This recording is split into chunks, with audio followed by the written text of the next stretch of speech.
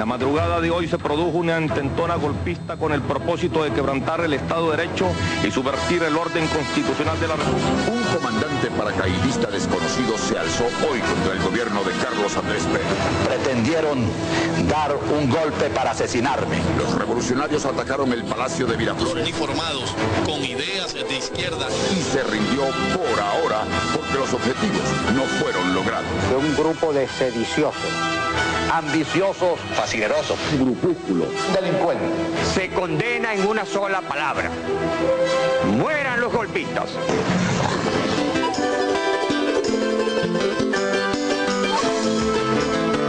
Que realmente eso lo que quería era mejorar la situación del país. ¡Una verdadera democracia! ¡No donde se están llenando los corruptos! Aquí, para tu comandante arrecho, como comandante que sacar esta huevona, esta dictadura, esto es una dictadura. Yo sí los apoyo porque mira, el pueblo está cansado de lo que está viviendo. Para nosotros son unos héroes, porque lograron despertar en el pueblo eso que estaba así como dormido, estaba así pero ¿cómo te digo? Como guardadito pues en una gaveta. Un líder aclamado por cientos de miles de venezolanos que curiosamente saben muy poco de él y de su filosofía política. Pero este no ha sido un intento de golpe como el de Argentina o Haití. Los militares rebeldes y el movimiento revolucionario bolivariano 200 no son vistos como una amenaza. Mucha gente piensa que el comandante Hugo Chávez es un héroe.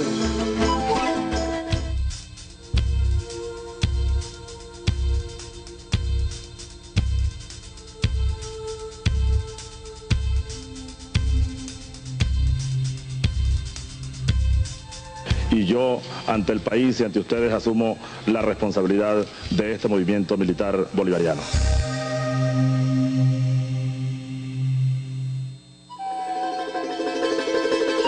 Es un día de esos para la historia.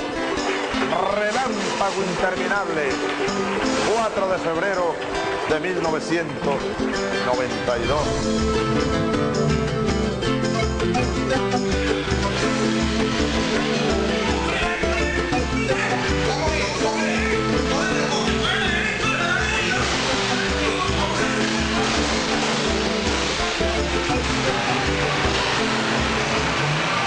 Ya es tiempo de reflexionar y vendrán nuevas situaciones y el país tiene que enrumbarse definitivamente hacia un destino mejor. Me sentí muy orgullosa porque hasta ese día no supe la clase de hombre que era mi hijo.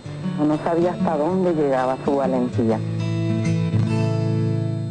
Estos jóvenes soldados, un 4 de febrero hace ya 20 años, se levantaron en armas contra el sistema establecido y con esta acción no solo irrumpieron en la historia, sino que cambiaron su curso. Para conocer lo que pasó en aquellos días los buscamos y algunos de ellos nos contaron la parte de la rebelión que les tocó vivir. Después vamos a escribirlo, ¿no? No toque el que son como 4. Sí. Sentate. Tienen que entrevistar a este que este era el médico de la unidad. Él no sabía el lío que había. Entonces él llegó a las 6 de la mañana con chores. Y cuando ve aquella vaina, ¿qué pasó? No, que hoy no hay trote, compadre. Estamos alzados, estamos en rebelión. Nos encontramos con ellos en los cuarteles donde nació la rebelión. Unos aún son militares activos, otros se encuentran ya retirados, pero todos participando de alguna u otra manera en el proceso revolucionario que vive Venezuela. Nos brindaron un tiempo y abrieron sus archivos y la memoria a nuestras preguntas. Queríamos saber los detalles de la operación militar, sus motivaciones, los preparativos, los obstáculos, los aciertos, los errores, los fracasos y las victorias. ¿Cuál es la pregunta? Es un cuento, verdaderamente. Digamos que hay tráfico, pero esa madrugada todo esto estaba libre, ¿no? Bueno, esta historia comenzó acá mismo, en la Academia Militar de Venezuela. La mayoría eran muy jóvenes y todos asumimos la responsabilidad que nos correspondía. Y por eso nosotros podemos conmemorar o celebrar el 4 de febrero, los hechos del 4 de febrero. Se me aguan los ojos. Sí, es arrecho. Por eso cuando tú a mí me preguntas, el 4 de febrero, no me limito a decirte simplemente lo que pasó. Quieres los antecedentes políticos del país o la situación entre las Fuerzas Armadas. Las motivaciones de esa rebelión militar fueron los atropellos de las personas más necesitadas. No hubiese ocurrido jamás si aquí no se hubiese firmado el pacto Punto Fijo. El pacto Punto Fijo es la razón, la causa de lo que aquí ha venido ocurriendo en los últimos 40 años, incluido el 4 de febrero. los partidos políticos del entonces, auspiciados, fomentados y trabajados por el Departamento de Estado norteamericano, hizo en Venezuela un pacto con el objeto de mantenerse en el poder durante toda la existencia de la República, el pacto de punto fijo. Aquí no hay problemas ideológicos. Aquí no tienen por qué separarnos las diferencias inevitables en la controversia política, la voluntad y el coraje del proyecto único y necesario, indeclinable, necesario, imprescindible, una meta y un fin, un portento de grandeza y de riqueza. La gran Venezuela es una posibilidad real, está delante de nosotros y vamos a alcanzarla. Manos a la obra. Recibo una Venezuela hipotecada. Fueron 40 años exactos, pues, desde 1958 hasta 1998. Manejaron el petróleo y lo entregaron a los intereses transnacionales. Unos gobiernos que no estaban en función de los intereses de un pueblo. Donde se estaba generando un proceso de privatización, se estaba generando un proceso de transnacionalización. Por los intereses más claros del imperio, pues. Tenían a Venezuela como una bodega con mucha riqueza, produciéndole mucho beneficio al equipo que para el momento estaba al mando.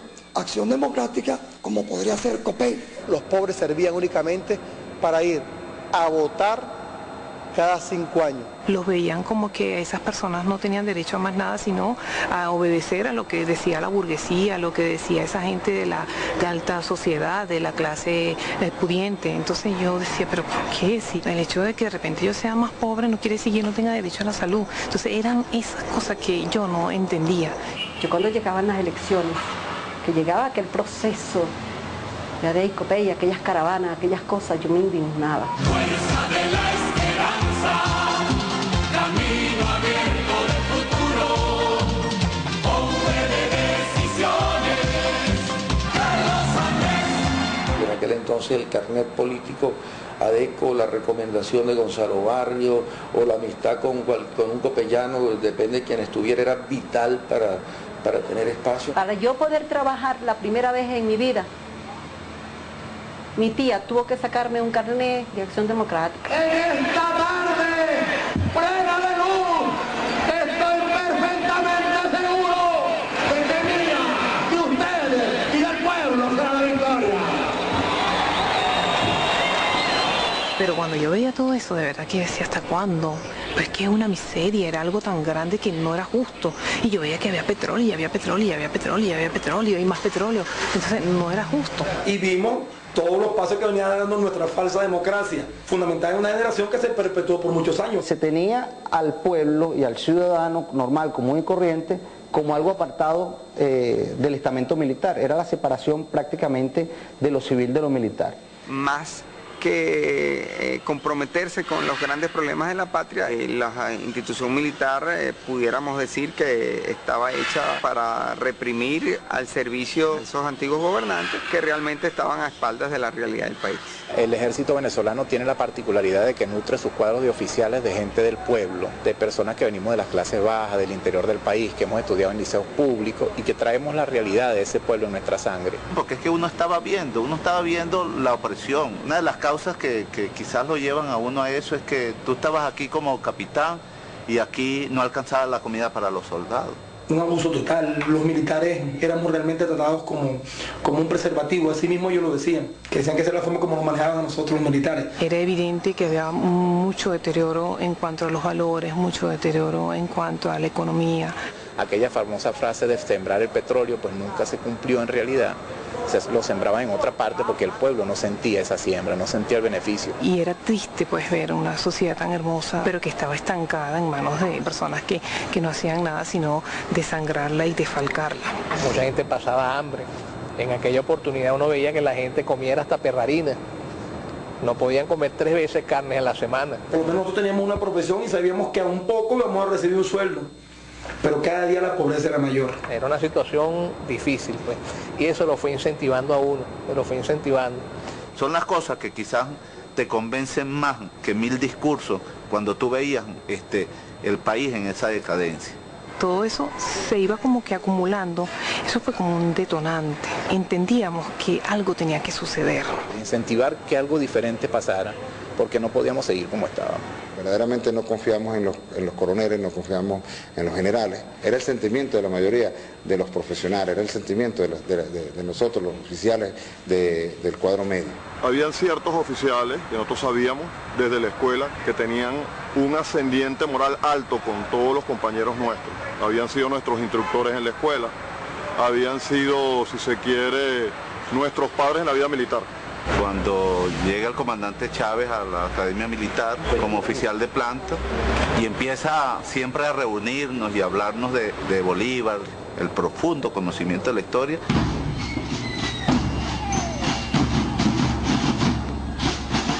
Comenzó a buscar muchos de nuestros cadetes quienes integraran ese movimiento y quisieran rescatar a este país.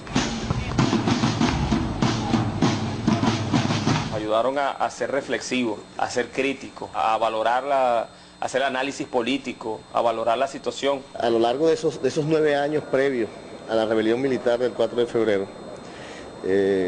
estuvimos constantemente en actividades dedicadas a preparar, organizar.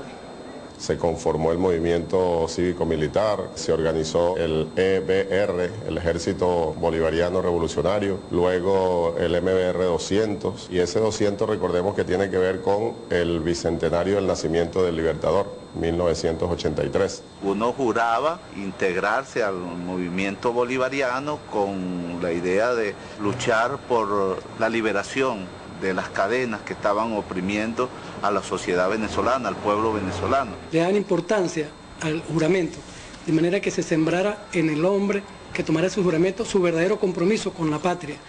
Y prácticamente era un acto solemne. Juro por mi patria que no daré descanso a mi brazo, ni reposo a mi alma, hasta que haya roto las cadenas que nos oprimen. Bueno, ya a partir desde el año 83, este grupo de jóvenes militares se venía preparando dentro de los cuarteles en lo que hoy se conoce como la cuna de la Revolución Bolivariana. Hay que recordar que en ese momento la Fuerza Armada Nacional, la dirigencia, era un generalato fundamentalmente arrodillado a los intereses políticos de los partidos dominantes y a los grupos económicos dominantes. Y que también ya las condiciones de Venezuela iban a ir cambiando. Por cuanto la crisis se iba a ir agudizando, e iba a llegar un momento en que ya la tesis del neoliberalismo se iba a imponer definitivamente en Venezuela y iba a generar mucha crisis económica. El gobierno anunció hoy viernes en la tarde la suspensión de ventas de divisas. El sistema comienza a presentar fracturas a partir de 1982-83 con el llamado Viernes Negro. Ha muerto el paraíso financiero venezolano. El dólar pasó de 4.30 a 7.50. Había una intención marcada de privatizar a PDVSA, vimos cómo estaba privatizada empresas fundamentales como la electricidad de Caracas, la CanTV. La privatización es un negocio donde nadie pierde y todos ganan. El futuro del país.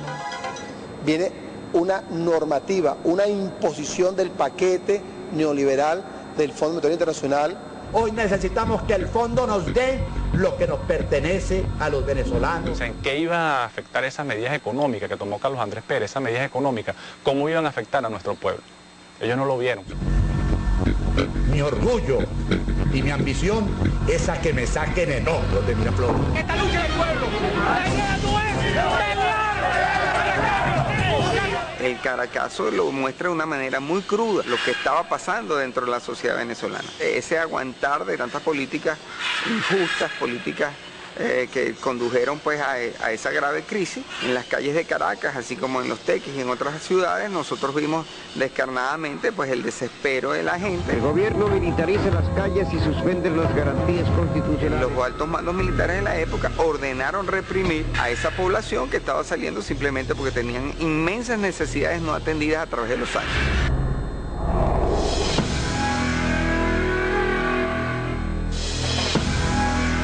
Disparos por todos los cerros del Valle, Coche y acuartelamiento en toda Caracas.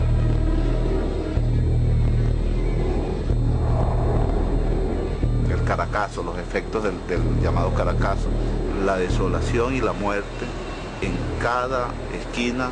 Entonces ahí es donde tú haces una profunda reflexión y dices, no, esto no puede seguir. Deben acatar la orden del toque de queda. Se suspende en todo el territorio nacional la garantía de libre tránsito. ¡Lo mataron! ¡Le pisaron! Se prohíbe la circulación de personas. Le caían a metralla limpia con ametralladoras .50 y ametralladoras AFAC a los edificios donde había un poco de gente inocente, niños, familias. Fuimos diligentes y enérgicos sin excedernos en las medidas represivas para garantizar y lograr la tranquilidad del país y la tranquilidad de la zona metropolitana. Que recurrieron a las Fuerzas Armadas para sostener un sistema que no valía la pena sostener y que estaba reclamando un cambio inmediato. En apenas 12 horas se trasladaron 6.000 efectivos de las Fuerzas Armadas a la ciudad de Caracas y que esto demuestra una capacidad de movilización de las fuerzas aéreas, terrestres y de las fuerzas navales. Mandaron a asesinar al pueblo. Todavía no sabemos cuántos muertos hay.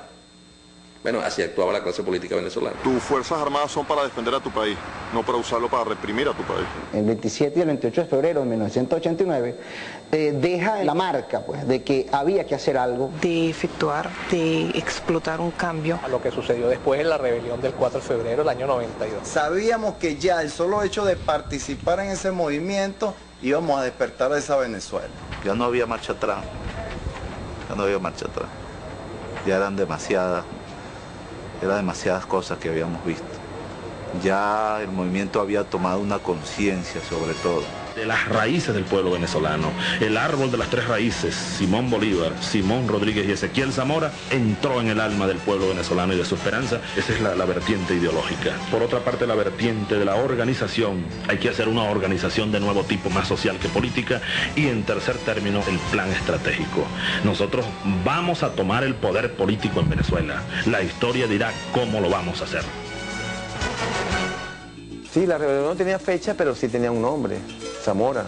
Emular pues las acciones de Zamora en el sentido pues de tener un ejército del pueblo, que es lo que hasta ahora se ha construido. Pues. Era una insurgencia, así lo hizo Zamora. El objetivo que tenía era la liberación del pueblo, exactamente igual lo que hizo Zamora en su momento. Y de ahí el nombre de ese plan de combate, digámoslo también de esa manera. Ya como estábamos en términos de preparación del movimiento, con términos muy sencillos hablábamos de la tesis del chinchorro. Yo no sé si ustedes han oído hablar de la tesis del chinchorro, ¿no? Que era que Carlos Andrés Pérez arrancaba quizás en su mayor grado de popularidad, pero a los 2 años y medio, a la mitad de su periodo, debía estar en el punto más bajo. Y Carlos Andrés había asumido en el 89 y nosotros calculábamos que en el 91-92 era su punto más bajo. Y de hecho, la popularidad de Carlos Andrés Pérez en ese momento era la más baja. Empezamos a reunirnos, empezamos a buscar sectores, no solo militares, sino políticos. Movimiento estudiantil, Universidad Central de Venezuela, Universidad de Carabobo, Universidad del Zulia, ya estaban vinculados al movimiento. Se hablaba de lo que el movimiento iba, de los ideales que existían. Eso lleva a un análisis y posteriormente a una pequeña entrevista, sin delatar pues la existencia del movimiento. ¿Sabe qué es difícil? Hacer un movimiento clandestino desde el cuartel. Todos los ojos están sobre ti. Siempre buscamos gente amiga, gente muy allegada de una u otra forma a nosotros o a algún militante nuestro para evitar alguna delación. Andábamos en una estrategia de captación de oficiales que de alguna u otra forma habían manifestado su preocupación por la situación del país. Más que todo oficiales subalternos, tenientes, capitanes, subtenientes. A mí me capta el capitán Márquez Gerardo. Él se metía escondido en lo que era la oficina del psicólogo y verificaba y de dónde eran los cadetes. Cómo era uno, de dónde venía uno, qué pensamiento tenía uno. Cada día se profundizaba más esa necesidad de saber más acerca de la historia. Que búscate la carta de Jamaica, que quiero que leas la biografía de no sé quién y me la explicas mañana. Y en eso andaban esos tenientes para arriba y para abajo con nosotros. Nos ponían misiones, nos reunían de noche sobre las azoteas, en los sótanos. Era algo muy necesario para que nosotros entendiéramos y consolidáramos esos valores que no estaban en la academia. Es una ejecución muy dificultosa. Estamos hablando de una operación militar a nivel nacional. Dominar los puntos de poder y de los medios de comunicación sin causar mayores daños. Una de las zonas de instrucciones que recibimos era que si tomábamos prisionero al presidente no había que tocarlo, nada, sino detenerlo nada más. Se iba a nombrar una junta de gobierno equilibrada, ¿no? Debieran tanto civiles como militares. Pensamos en un gobierno central, un gobierno de transición central, convocar una constituyente. Con las ideas, los planteamientos de Bolívar y los planteamientos fundamentalmente educativos de Simón Rodríguez y con la idea de participación popular del propio Ezequiel Zamora. Y dentro de la misma Fuerza Armada no éramos los únicos que estábamos cooperando, había otros movimientos. Y a nosotros nos llegaban del otro movimiento a captarnos. Y nosotros, concha, los veíamos como que eran gorilas de más de lo mismo, ¿no? Entonces, un momentico, ya nosotros teníamos plenamente identificado quiénes eran aquellos. Y yo pienso que hubo un momento que fue como una carrera de carro, de quién se alzaba primero, o ellos o nosotros. Lo que estamos esperando es, diga usted lo que decía, pasar de un plan de operaciones a una orden de operaciones.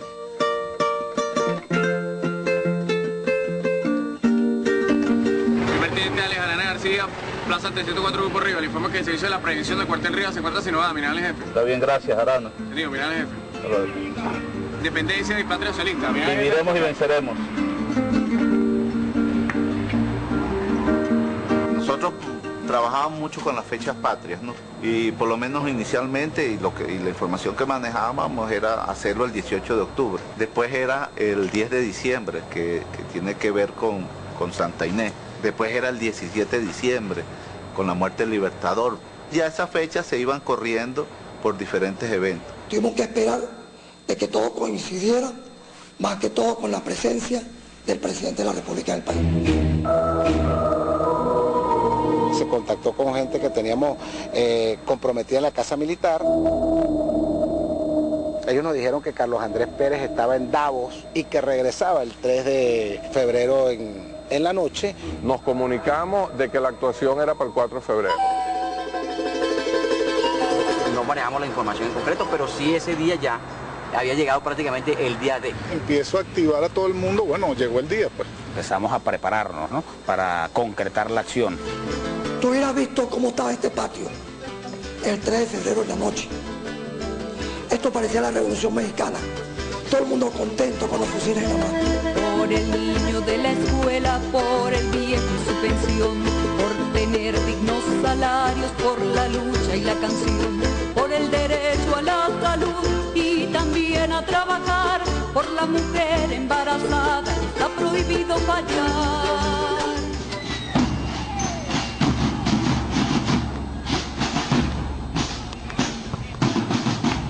Yo estaba en el Concripto, ahí en la Alcabala 3, y cuando llegó al mediodía me espera Blanco Costa y me dice, escóndete que el DIN te anda buscando, esta noche es la cuestión. Esa noche ciertamente ya los organismos de inteligencia estaban relativamente funcionando. Por supuesto había todo un tema de tensión. Uno lo veía, muchos ya estaban detenidos, otros estaban fuera de los cuarteles. Estamos delatados, pues ya nos habían delatado un oficial de aquí de la Academia Militar, nos había delatado. Recuerdo que Acosta Chirino dijo, bueno, así nos hayan delatado o no nos hayan delatado, yo voy a hacer la operación porque a mí no me van a hacer preso en el cuartel, a mí me van a hacer preso disparando. Ya el tema no era si tener éxito o no tener éxito, el tema era que teníamos que salir, teníamos que hacer esa insurrección ese día porque no había marcha atrás. La Operación Zamora tenía previsto concentrar las acciones de las fuerzas rebeldes en 4 ciudades principales. Una reunión de comandantes rebeldes tendría lugar a 2 horas de la capital en la ciudad de Maracay. El 3 de febrero se reunieron en el cuartel San Jacinto Urdaneta Hernández, que era el batallón de apoyo, el comandante de mi batallón, que era Acosta Chirino, y el comandante Chávez, pues. Y él estaba en el pasillo del comando de la brigada. Pegó sus manos, saludó y me dijo con la voz que él siempre tiene, Ornella, manta, que son bastantes. Yo sentí que era un espaldarazo, pues él sabía que estaba yo en eso. Recuerdo que Rodríguez Torres asumía la responsabilidad de la toma de la casona, a mí me correspondía la base aérea de la Carlota, el teniente Bernal en ese momento Ladín, Valero Centeno le correspondía la toma venezolana de televisión, que era el que tenía el caseo original del mensaje de Chávez. Los batallones los dividieron, el batallón José Leonardo Chirino hacia el este y el batallón Briceño hacia el oeste, se dividieron en Caracas en 2 partes.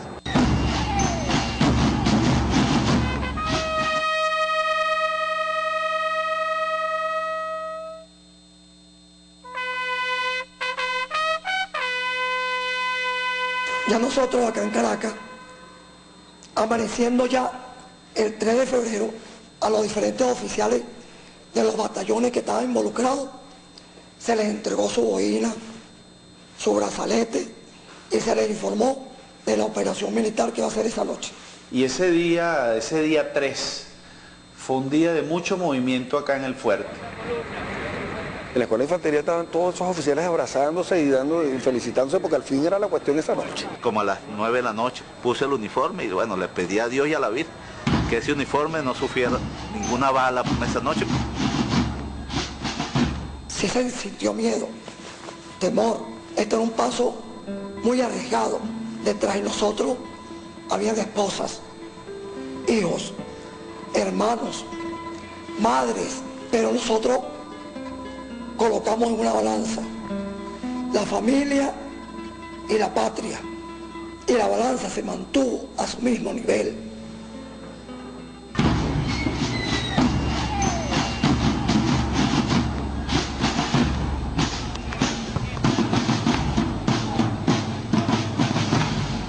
Yo quiero saber si todos están listos para desatar de una vez el movimiento.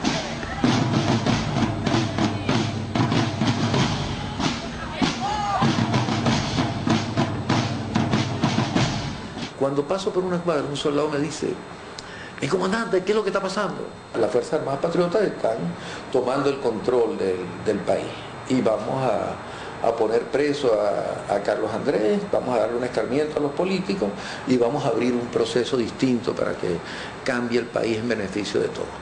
Fue muy inteligente en llamar a la gente uno por uno, como decir, consultarle, si tú estás de acuerdo en hacer esto sí o no. A las 4 de la mañana exactamente fui recibido por el teniente coronel Arias Cárdenas. Me extendió la mano y me dijo: bienvenido, Guayú. Nosotros estamos en una operación patriótica. Pero yo soy pueblo, comandante. ¿Me va a dejar aquí? Nosotros somos pueblo también. Y a mí se me prendió la chispa, ¿no? Yo dije: ven acá, sácame toda la gente del frente a formación en el patio. Muchachos, esta noche nos vamos a rebelar contra este gobierno. Y nos vamos a rebelar por esto, por esto, por esto. Y él lo dijo claramente: compatriotas, ¿están ustedes de acuerdo? El que no quiera participar, pase para aquel lado, yo no tengo inconveniente. Todos los soldados del frente salieron a combatir y la tropa de ellos también. Se me molestaron.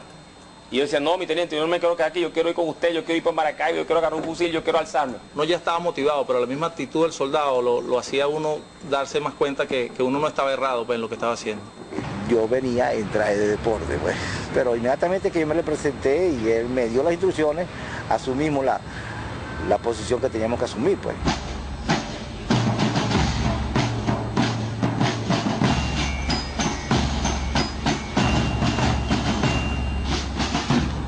La situación que se vivía en ese momento hizo que la decisión fuera unánime. Es que los soldados estaban tan claros de la situación que aceptaban, contentos de ir a aquella actividad.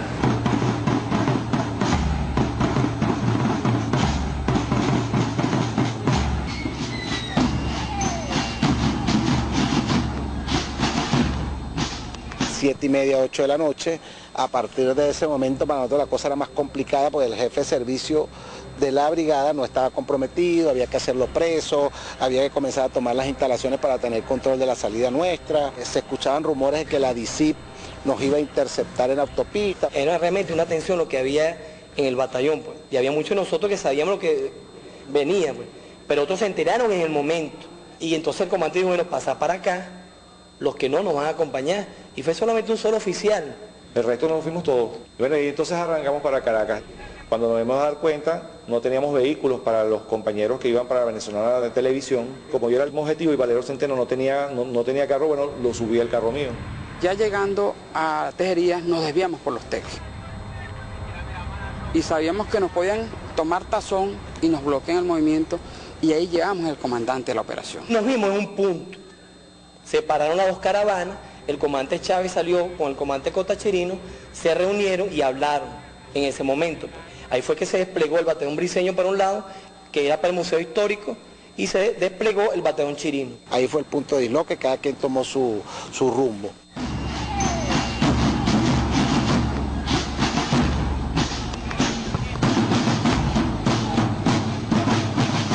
madrugada fue que en verdad nos quedamos en los cuarteles con cualquier excusa válida para no estar en nuestras casas, en nuestros hogares, porque habían que hacer preparativos para el movimiento que se iba a hacer en la noche.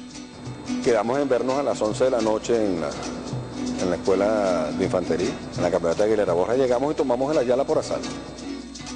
Y empezamos a sacar tanque. Cuando empezamos a sacar tanque, empezamos con la euforia de que se estaba materializando lo que queríamos. Yo no me quedo en la casa, pues al combate me voy. Voy a defender la puerta en el Valle del Monroy. Yo no me quedo en la casa, pues al combate me voy. Voy a defender la puerta en el Valle del Monroy.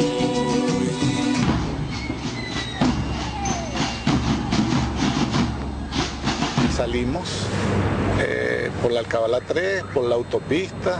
Unos iban al Palacio Blanco, otros al Palacio Miraflores y otros a las Guardias de Honor. Otros se fueron para las casonas, cada quien a cumplir con su objetivo ya planificado. A nosotros nos correspondió ingresar al Palacio de Miraflores. La Guardia de Honor está con nosotros, ahí no, ni siquiera se va a disparar. Tomar el Palacio de Miraflores y si se encontraba el ciudadano presidente de la República, apresarlo. Eliminar físicamente al señor presidente de la República. En ningún momento matarlo, tomarlo prisionero.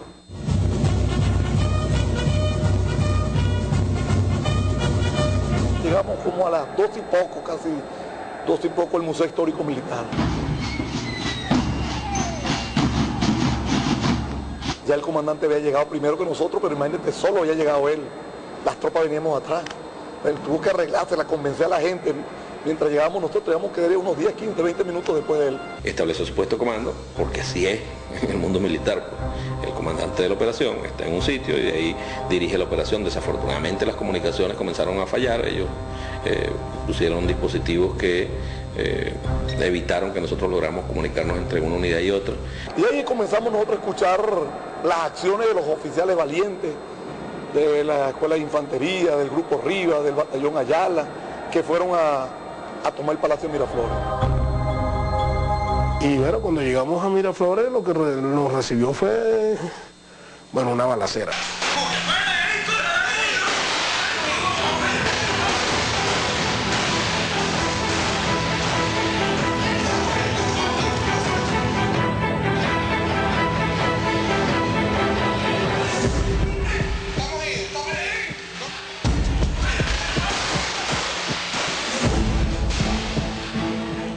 Pasadas las 12 de la noche estábamos allá y fue muy fuerte, ¿no? El tiroteo y toda esa serie de cuestiones. Bueno, o sea, todo lo que genera una rebelión.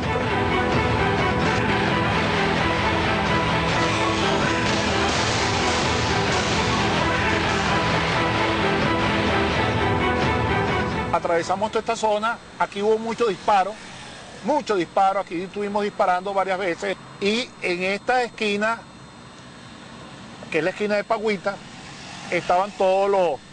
se detuvieron todos los tanques.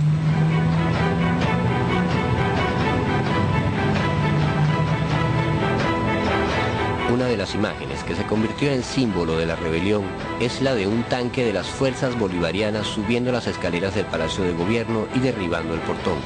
Su conductor, 20 años más tarde, recuerda ese momento. Paso con el tanque, veo la situación y bajo a la Plaza de Pagüita. Ahí veo toda la columna de tanque. Subo nuevamente y veo que Florencia, con las tropas del Rivas, está en el muro que tienen las rejas de Palacio Blanco y de Miraflores. A mí lo único que se me vino a la mente, y es lo que he dicho todo el tiempo, es el cascabel subiendo las escaleras y metiéndose, entonces este tanque te voy a utilizar sus características blindadas.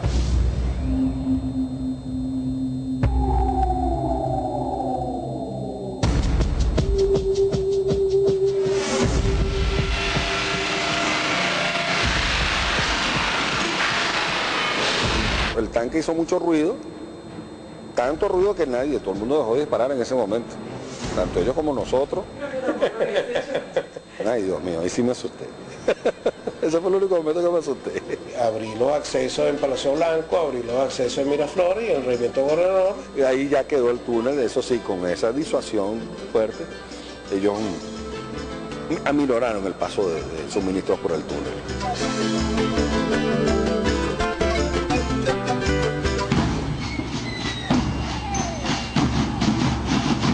Y la primera unidad de marcha en salir del cuartel era la mía. Teníamos que bloquear el comando antimotines de la Guardia Nacional que estaba en la urbanización Irama. Nosotros pusimos unos AT4 apuntando hacia las salidas por donde podían salir los vehículos. Después nosotros planteamos utilizar los tanques para la protección de las áreas de acceso. Una compañía de Laramendi, con Fran Morales a la cabeza. Estaba Fran Morales en la prevención y pasó mi compañero Edwin Ramos Rodríguez. Iba con 5 TPZ.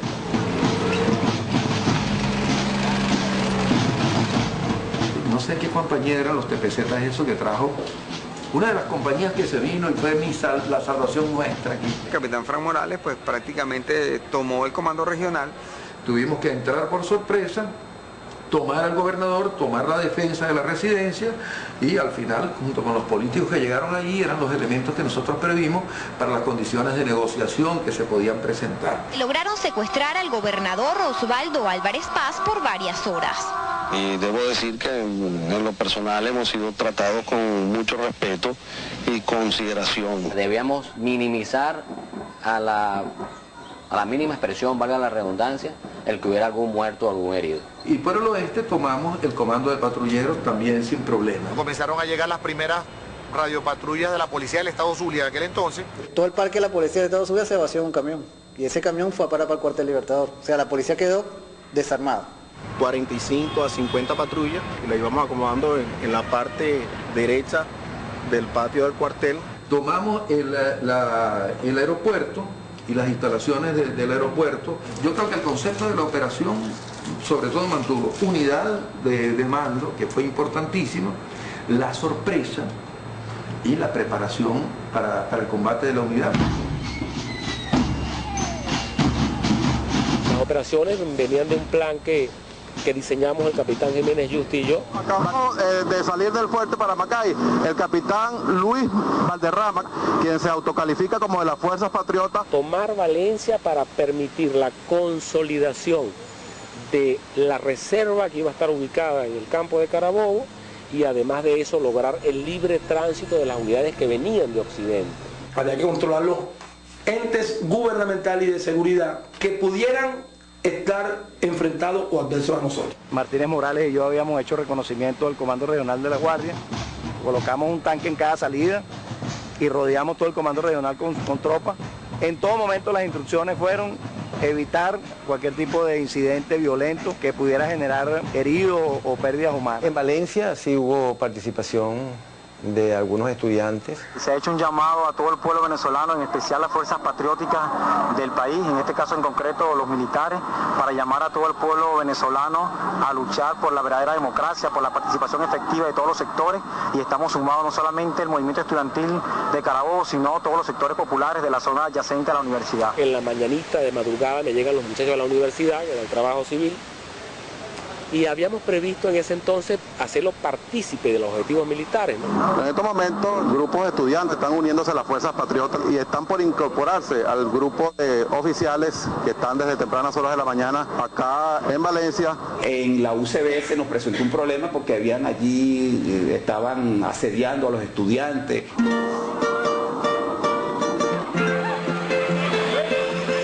Llegó hacia el área de Naguanagua, donde está la Facultad de Ingeniería. Ahí sí hubo un intercambio con la Guardia Nacional.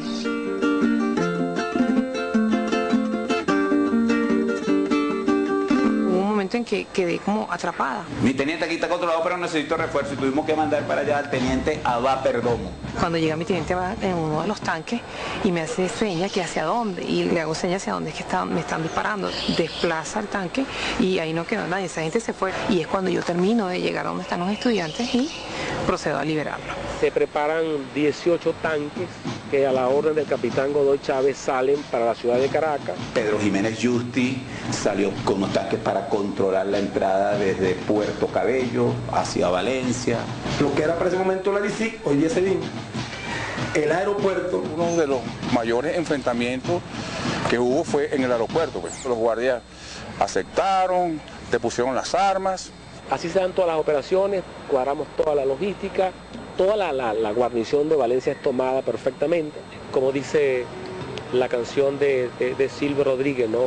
La era está pariendo un corazón. No puede más, se muere de dolor y hay que acudir corriendo, pues se cae el porvenir.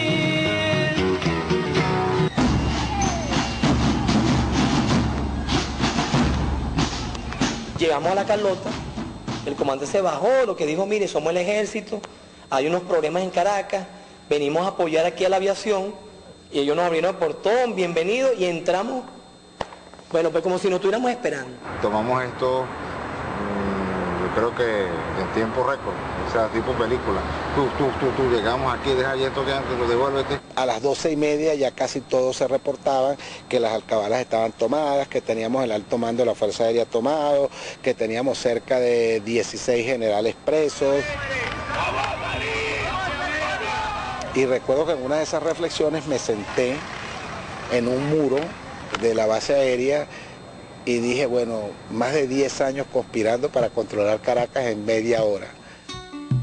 No dejaremos que cierren la linda puerta que siempre ha estado abierta a la vida.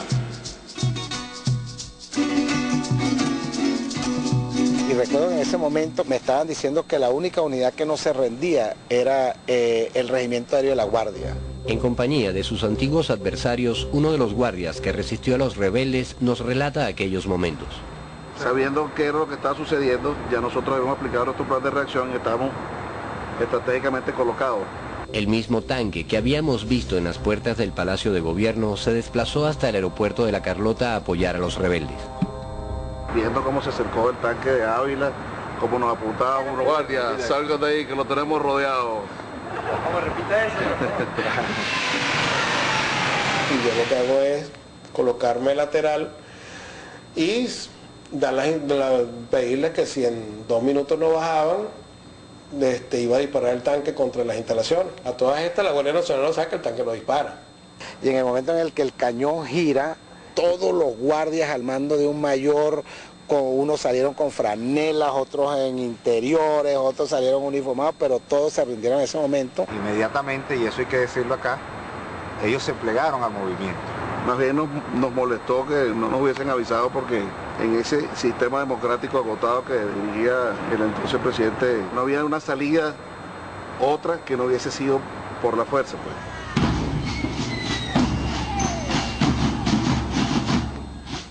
Comenzamos ahí en la casona, los fuertes enfrentamientos, eran disparos, explosiones. Ya iban algunos miembros de operaciones especiales de la DICIP a intentar recuperar la Carlota y es como a las 12:30, 20 para la 1. Comenzó el enfrentamiento, yo llamé a Chiaro por radio, me dice, no, compadre, que están llegando aquí la guardia, y bueno, y comenzó un fuerte enfrentamiento. Llámame, llámame, pídele los refuerzos, que ¿dónde están los refuerzos? Y Ornella lo volvió a llamar. Y le digo, mi comandante, no están disparando, que no sé. Aguanta, resiste muchachos, resistan ahí, resisten. Y nosotros aquí, bueno, hasta la muerte. Todas las instalaciones fueron tomadas con un número de soldados y de oficiales muy por debajo de hasta el 3%. Cuando una operación, por lo general, el que va a atacar va 3-1.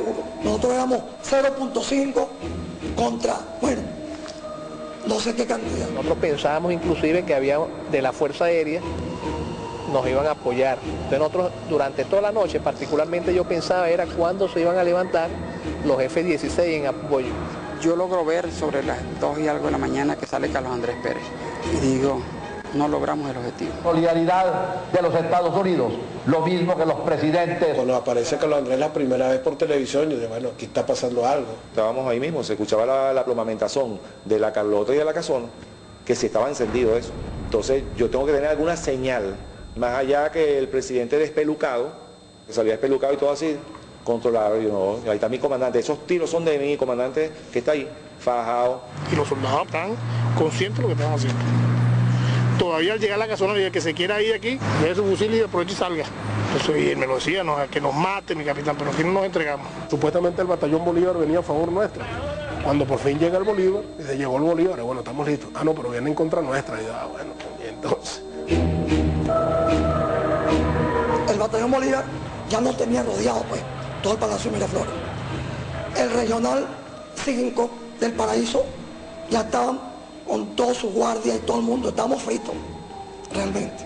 Sin comunicaciones, porque lastimosamente la Fuerza Armada tiene un sistema de interrupción de comunicaciones y lo están aplicando.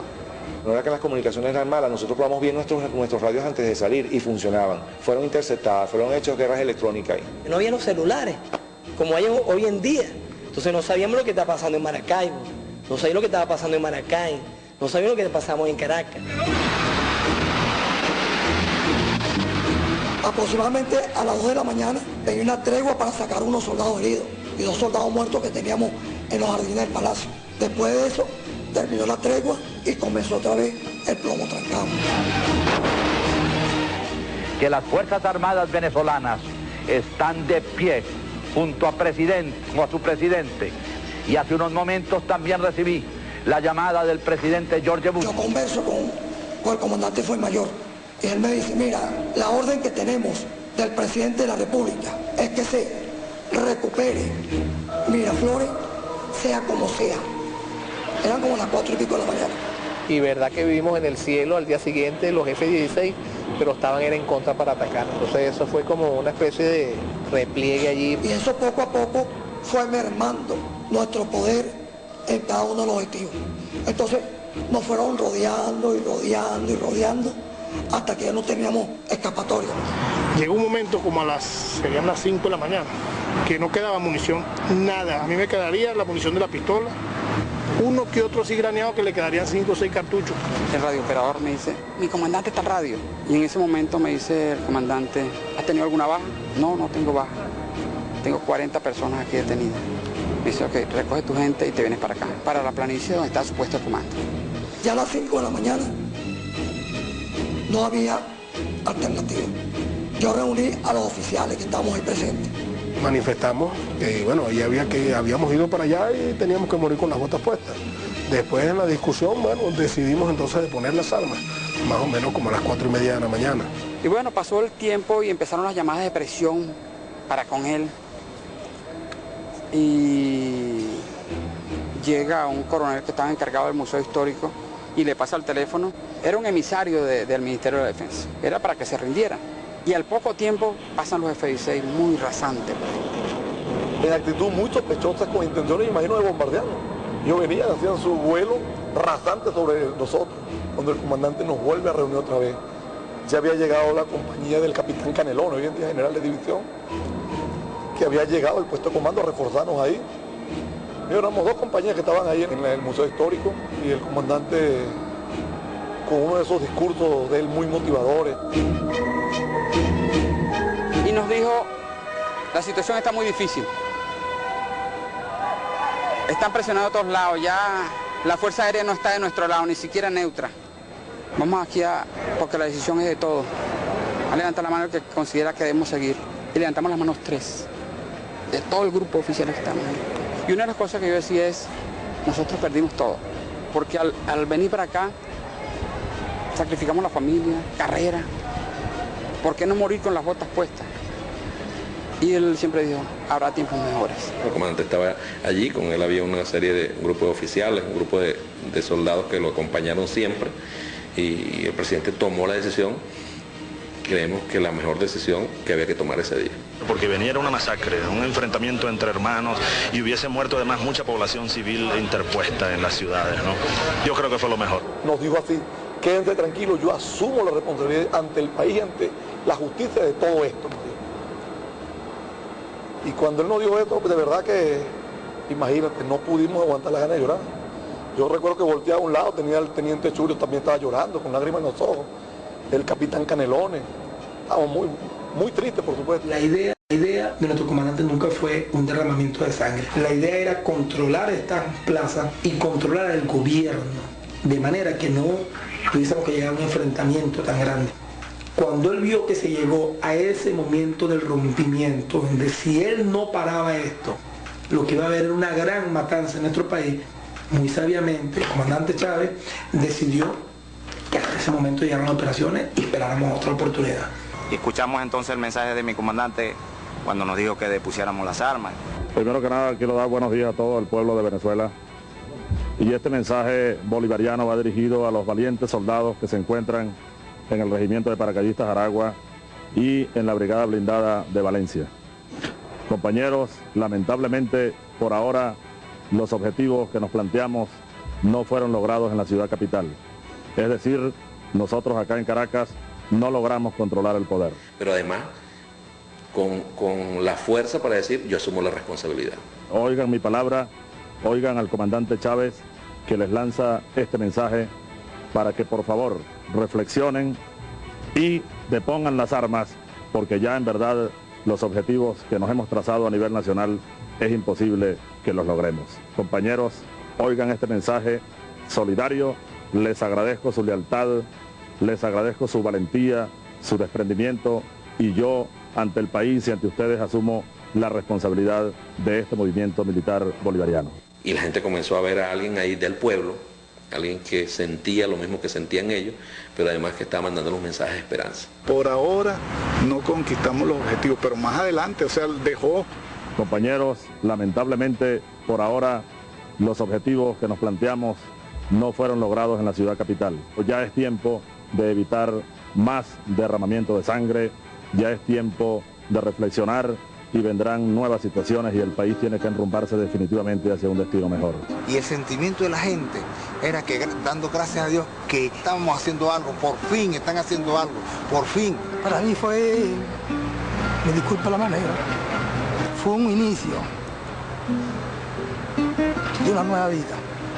Nos llamaron los vecinos del piso, los últimos pisos pues, de ese edificio para que viéramos la televisión y allí pues, pudimos observar que había, mi comandante pues salió en los medios de comunicación y se estaba rindiendo. Y llegó el mayor Francisco Javier Centeno, no sé, como a las 3 de la tarde. Habló con nosotros y era el segundo comandante pues, y nos entregamos.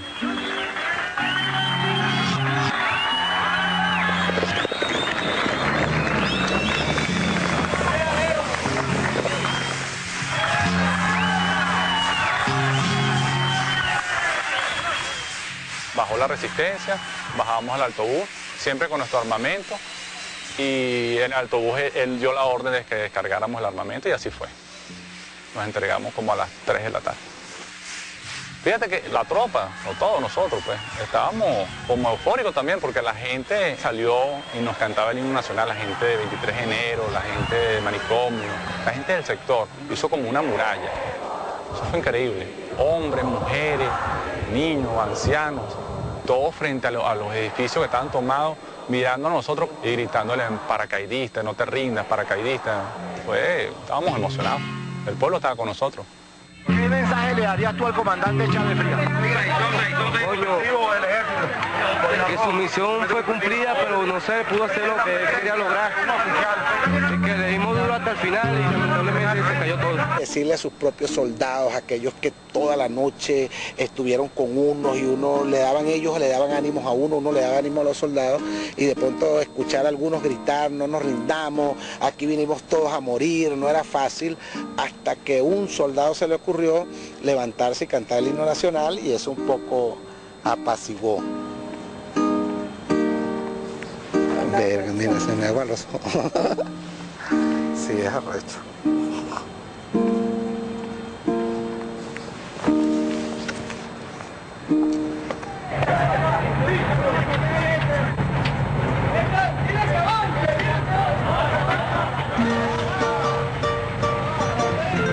De repente nos vemos prisioneros, no nos habíamos preparado para ganar.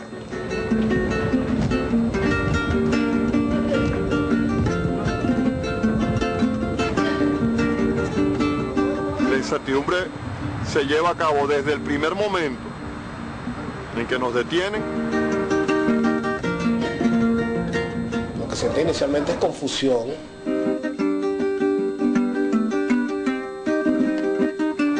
La cárcel Bérsica. En esos momentos, bueno, imagínate, la familia. Como dijo el Che Guevara, muchos llevan la revolución en la boca para vivir de ella y algunos llevamos la revolución en el alma para morir por ella. Nos llevaron al cuartel San Carlos y ahí fue que nos enteramos de otros oficiales de nuestro batallón que habían muerto en ese entonces, en ese momento.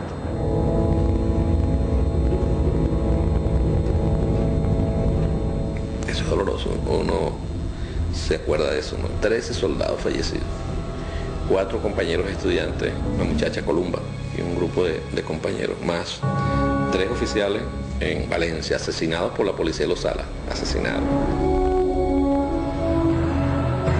El teniente Carregal Cruz, lo mataron. Fue en La Casona, ahí murieron 2 subtenientes, Carregal Cruz y Carregal Andaeta. Carregal Cruz fue rematado por una mujer de ISIL que estaba en ese momento en La Casona. Yo estoy claro y consciente que fue ajusticiado porque se le estaba herido en una pierna, pero estaba vivo. Y de repente se escucharon varias ráfagas de disparos. Después asesinaron, estando preso, a otro compañero. Estando presos ya nosotros, lo asesinaron ellos. Bejarano. Pudimos haber muerto cualquiera de nosotros.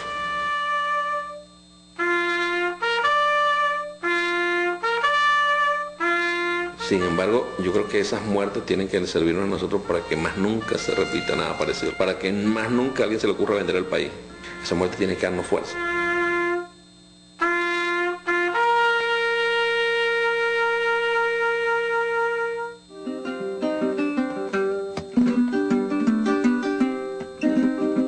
A partir del momento en que somos detenidos y nos llevan presos, ahí comenzamos a fortalecernos cada uno de nosotros, ¿no? Fueron detenidos. Cuando era el mediodía de hoy ya todo estaba en calma, pero aún faltaba por capturar algunos otros elementos que vinieron desde Maracay con el armamento. Desde la avenida Sucre de Catia, La Noticia. Y a pesar de que nos llevaban detenidos con una gran seguridad para trasladarnos a nosotros, nos sentíamos contentos de que habíamos hecho el intento.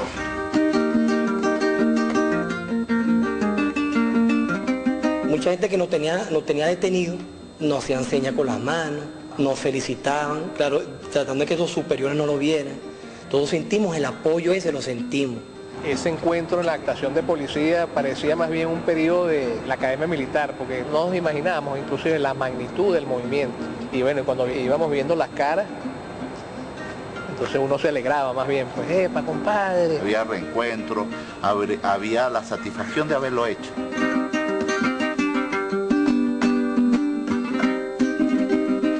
No sé qué cantidad de oficiales había detenido en la policía militar, pero estoy seguro que éramos más de 500. Después empezaron a llegar los oficiales que venían presos del Zulia, los que venían de Valencia. Nos montan en unos autobuses, llegamos a La Carlota, cuando agarramos la Francisco Fardo, en cada distribuidor, rosas, pétalos, globos, todavía a esta altura, aplausos. Había un pueblo afuera que aplaudía del bien que hicimos. Yo digo, ¿dónde estaban los medios de comunicación en aquel entonces? Que nadie reseñó eso, porque siempre eran los malos, los golpistas, eran los malos, los que queríamos acabar con la democracia, con la felicidad. No había dónde poner a tanto preso, pues. Y más allá de eso, la gente debe recordar después del 4 de febrero el apoyo popular.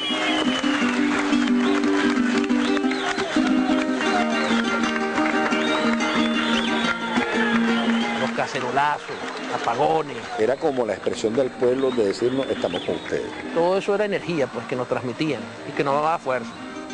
Y la gente comenzó a sumarse, se iban voluntarios a los cuarteles donde estábamos presos, los sitios donde estábamos presos. Comenzaron manifestaciones en la calle, los reprimían. Carlos estremecía porque eso era una agitación permanente. Eran las esposas de los militares amordazadas, eran los familiares amordazados, 164.000 firmas con cédula y identidad que están retando al poder. Nosotros no teníamos ninguna información, escuchábamos muchísima bulla fuera del cuartel San Carlos, pero la información que nos llegaba era que gente que venía y nos quería asesinar porque nosotros habíamos atentado contra la democracia y resulta que era gente que iba a hacer vigilia y que nos iba a apoyar. Ellos hacían como que sus actividades normales, se mantenían con su uniforme, su brazalete y cantaban el himno nacional. Nos convocan todos a una reunión ahí en el cuartel San Carlos. Viene el subdirector de la cárcel, un buen capitán de navío. Bueno, mire, muchachos, nos concentra, mire, por ahí viene el señor ministro de la Defensa. Y había que mostrarle su disciplina, subordinación, etc. Él nos ordena a nosotros que nosotros mismos acomodemos las sillas. Nosotros estamos en rebeldía. Nosotros nos alzamos contra el régimen constituido y le da unas palabras así, como usted pretende ahora que nosotros, en una actitud cordelil, arreglemos una sillita para que venga el señor ministro de Defensa a hablarnos de qué. Porque era el convencimiento de que parecía que el que estuviera en ese calabozo era muy digno, ¿no?, de estar en ese calabozo. Y por eso nosotros inmediatamente llamamos al cuartel San Carlos la cárcel de la dignidad.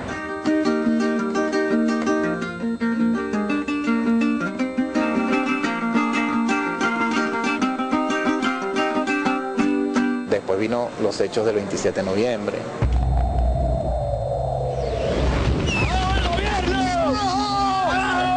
Pueblo de Venezuela, aquí estamos a tu lado, atendiendo tu llamado. Lamentablemente, bueno, ocurrió lo que ocurrió el 27 de noviembre a pesar de la rebelión. Y bueno, sin embargo, la lucha continuó. Y venía la comunicación con los oficiales de las cárceles. Posteriormente ver la sustracción de armamento, una que hubo por ahí. Entonces, bueno, la situación siguió tensa y siguió los niveles de persecución. Las esposas que vivimos eso, pues, de verdad que nos poníamos muy nerviosos. Siempre fue bien difícil. Tú sentías como que había acoso, persecuciones, o sea, hubo de todo. Nosotras las mujeres vivimos de todo. Pero ahí nos armamos de valor, habían gente afuera que nos decía que teníamos que demostrarle fortaleza, que no debíamos llorar, y eso fue lo que hicimos. Me montaron cacería allá abajo en el estacionamiento, allá abajo, porque como ellos se saben disfrazar, heladero, botellero, indigente, barrendero, personas que uno aquí no conocía nunca, y yo sí los llegué a ver.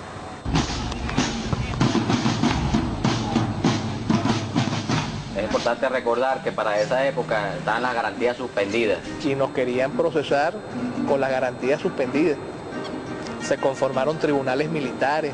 Y lo primero que nos dice es que nos ha metido 28 años de prisión, pues. Se busca el Código de Justicia Militar y dice, mira, por rebelión militar a los cabecillas entre 26 y 30 años de cárcel. Y, bueno, aquí estamos, ¿no? No, que corran para allá, que nos íbamos para la fiscalía. No, que ahora hay que ir para la fiscalía. No, que salgan que... Y bueno, en ese corre, no sé qué. La estrategia era que a nadie iba a permitir que le pusieran la autodetención. Nadie iba a permitir ir a juicio, porque querían hacernos un juicio militar y nosotros pedíamos un juicio político. Algo bien interesante y que a mí me llena de mucho orgullo, ¿no? La responsabilidad, la magnanimidad de los líderes del 4 de febrero. Asumieron la responsabilidad y yo creo que por esa causa es que algunos de nosotros salimos más rápido. La racionalidad del hombre, de la mujer y hasta del niño venezolano. Esa incandescencia, ese candelabro azul interno ha despertado y difícilmente podrá detenerse, así como no puede detenerse la incandescencia del sol. Nuestra salida de prisión, nunca se me olvidará aquel 26 de marzo. Iba a llegar allá los próceres a dar una rueda de prensa. Qué ilusión la mía. Apenas me bajo, le pasaron por encima el micrófono y yo dije, ¿qué es esto? La marea se me vino encima. Allá viene Chávez. Después me pude montar en un carro. ¿Saben lo que pasó? Le arrancaron la puerta a un carro. Yo dije, Dios mío, aquí me van a matar de amor. Me preguntó uno, comandante, ¿a dónde va usted ahora? Le dije yo, a la carga, a tomar el poder político en Venezuela, para demostrarle a los politiqueros venezolanos cómo se conduce un pueblo hacia el rescate de su verdadero destino. Sale ya el hoy presidente de la cárcel, que le empieza a hacer su peregrinaje nacional. Todos los que habíamos estado con él, inmediatamente él nos convocó, nos reunimos por regiones, sabía que iba a continuar la lucha, que la lucha no moría en ese 4 de febrero. Y lo visualizó a futuro, y ahí está. Desde esa fecha comenzó a renacer, como le he dicho tantas veces, la esperanza revolucionaria. Llegamos a un sitio y de repente hoy habían 500 personas, pero al mes llegábamos otra vez al sitio y ya no eran 500, en la cosa eran 5.000. Y cuando nos dimos cuenta, estaba el país revolucionado. Y nosotros le pedimos al pueblo venezolano que nos acompañe todo como un solo hombre en la búsqueda de la transformación estructural que este pueblo requiere. Y hemos venido de la cárcel de la virginidad para llamarnos a la lucha. Compatriotas, no tenemos otro recurso sino luchar a brazo partido. Ya está bueno de tanta miseria, ya está bueno de tanta corrupción. Llegó la hora de la resurrección de Venezuela. El pueblo venezolano hará una nueva historia. El 6 de diciembre el pueblo va a elegir presidente y ese presidente tiene nombre: Hugo Chávez Frías. Se la di yo a Chávez para que triunfara. Esta elección tuvo unos niveles de participación más altos registrados en los procesos electorales de este país. Chávez ha conseguido cerca del 60% de los votos emitidos. Este es el nuevo presidente electo de Venezuela. Ya está confirmado, es Hugo Chávez. Hoy está comenzando una nueva historia. Seamos todos, pues, unidos, protagonistas de esta nueva historia de Venezuela.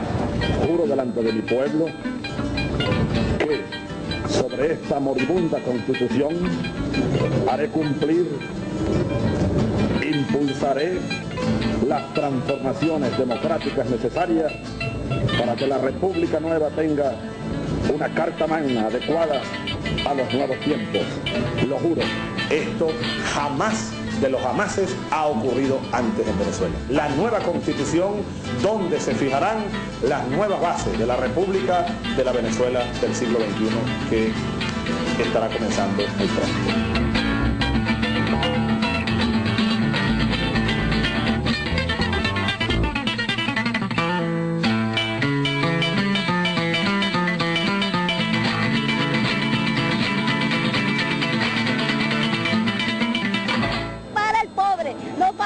Porque los ricos quieren para los bolsillos de ellos. Porque Chávez les ha dicho la verdad, ¿ves?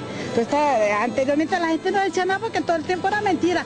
Yo les prometo, les digo, pero como nadie cumplió, pero como ahora le dice la verdad, el que coma y que se pique, como él dice, eso es lo que yo digo. Yo 100% lo apoyo a Chávez. Y por esa razón, todos los días que me queden a mí de vida no son míos, sino que le pertenecen al pueblo heroico de Venezuela. Yo viviré todo lo que me quede de vida para entregarme por entero a la revolución bolivariana, a la construcción del socialismo venezolano del siglo XXI. El problema central que hay en Venezuela es la presencia de Chávez al frente de la presidencia de la República. Lo que está en juego es la democracia en este país. Lo que vamos nosotros a luchar con toda nuestra fuerza es para impedir que se imponga en este país un gobierno castrocomunista. De este gobierno dictatorial no garantiza la libertad. El gobierno de los Estados Unidos manifestó una profunda preocupación. El presidente Chávez no ha gastado recurso alguno para su política social. El sector empresarial decidió un paro cívico nacional. Las Fuerzas Armadas actúen para que tomen autopistas, calles y avenidas de Caracas para desconocer el actual régimen de gobierno. En mi condición de presidente de la República de Venezuela, de miembro del MBR, disparando. La renuncia del presidente de la República. Una renuncia contundente como lo hemos hecho los militares de Altamira. ¡Cubanos de mierda! Grupo de sediciosos, ambiciosos. Un castrocomunismo. Criminales y delincuentes. Grupúsculo. Gobierno dictatorial. Comunismo. Intolerancia. Delincuentes. Se condena en una sola palabra. Chávez is consorting with narco-terrorists in Colombia. El 4 de febrero del 92, el pueblo venezolano salió a la calle a respaldar la insurgencia. Solo contaban con cacerolas, piedras y esperanza. Hoy, ese mismo pueblo sigue en la calle haciéndole frente a los que tratan de arrebatarle los logros de su revolución, pero las cosas han cambiado y cuentan con otras armas. La organización, el poder popular y una fuerza armada nacional que ahora es bolivariana.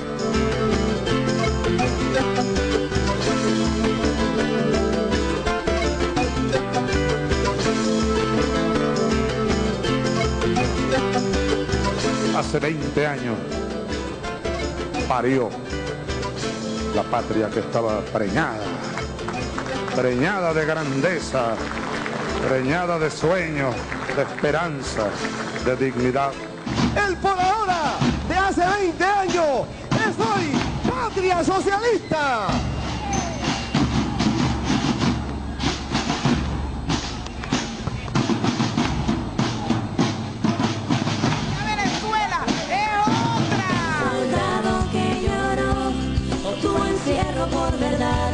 Lloró por injusticia, mares, lloró con su revolución. Lloró de amor, se hizo 1 millón, volvió por más y lo logró. Nuestro soldado tricolor lidera la revolución.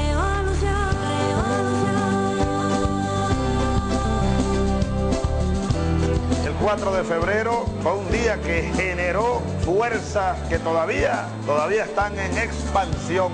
Es un día de esos para la historia.